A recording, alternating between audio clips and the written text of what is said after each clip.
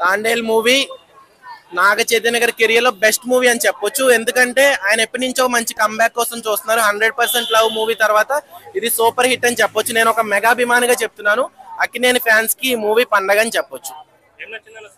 Cinema నన్ను theatre push చేసింది దేవిశ్రీ ప్రసాద్ గారి మ్యూజిక్. హైలెసో సాంగ్ కోసం నేను ఎప్పటి నుంచి ఆ సాంగ్ రిలీజ్ అయినప్పటి నుంచి సినిమా చూడాలని ఫిక్స్ అయ్యి థియేటర్కి వచ్చాను. బట్ కంటెంట్ ఎక్కడ నన్ను డిసప్పాయింట్ చేయలేదు.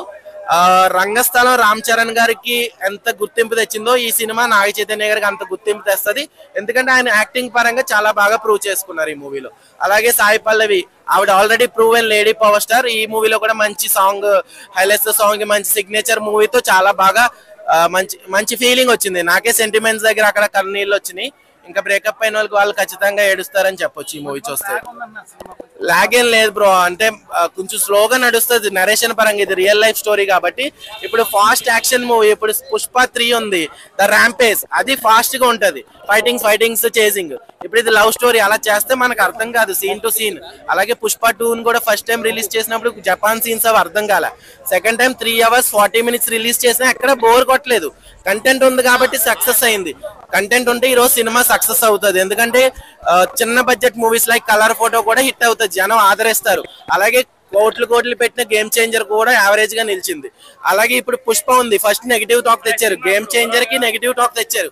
బట్ కంటెంట్ ఉంటే హిట్ అవుద్ది. పుష్ప సూపర్ హిట్ అయింది. గేమ్ చేంజర్ లో కంటెంట్ కొంచెం తగ్గింది కాబట్టి అది అబౌవ్ యావరేజ్, బిలో యావరేజ్ గా నిలిచింది.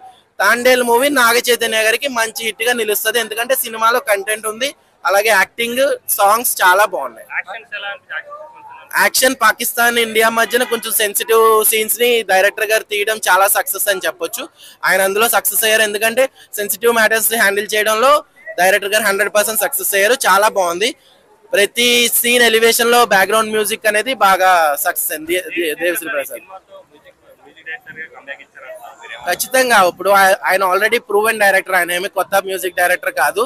పుష్ప ఎంత రేంజ్ హిట్ అయిందో ఫస్ట్ పార్ట్, ఊ అంటవా సాంగ్ నార్త్ ని కూడా ఊపేసింది. అలాంటిది ఈ హైలెట్స్ సాంగ్ తెలుగు ఆడియన్స్ కి బాగా నచ్చుతుంది. నాకు మెయిన్ థియేటర్ కి రావడానికి నచ్చిన సాంగ్ అది. సినిమా ఎక్కడ డిసప్పాయింట్ చేయలేదు. 5కి 4 ఇవ్వచ్చు bro. Cinema super hit. Naga Chaitanya career లో బెస్ట్ మూవీగా చెప్పొచ్చు.